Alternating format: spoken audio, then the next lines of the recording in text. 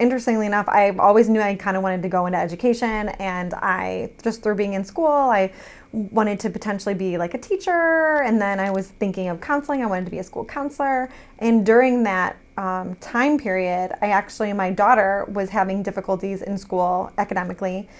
She was struggling. We found out that she had dyslexia, and we were really trying to figure out how to support her in the school, and I'm working through her school team and meeting the school psychologist there, and seeing, what she did and how she worked with her, and just how kind of what her day-to-day job was like by asking her questions and then seeing how she interacted with my child. I realized that was really something that I wanted to do, because it has, as a school psychologist, you're working and focusing and helping students succeed both academically and behaviorally or social emotionally. You're really looking at the whole student and figuring out how to help them succeed. What's the most rewarding part of your job?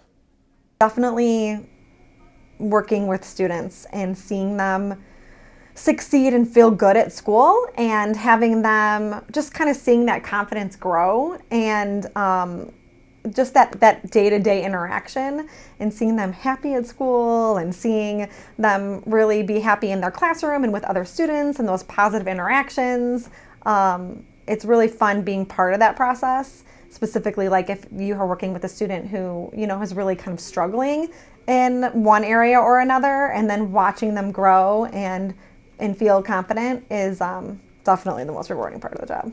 Why is it so important to have a psychologist in the building, in the school setting, to assist students? It's important to determine if a student is struggling, how we can best support them. And sometimes that is looking at academics, sometimes that's looking at social emotional skills, sometimes that's looking at if there are skill gaps in their behavior, things that they need to learn. There's always generally a reason why a student is having a difficult day, right? So I think to have a school psychologist on site, it helps you kind of figure out, it's an extra hand of someone who can come in and support the student, and whether they're having a particularly hard day, whether maybe the teacher has really tried multiple strategies and it's not, working the way that it has with other students, and so having someone that they can problem solve with to try to, really help that child succeed at school. One of the components of the VVSD strategic plan is fostering two-way communication between school and a student's home. How does your role fit in with making that happen?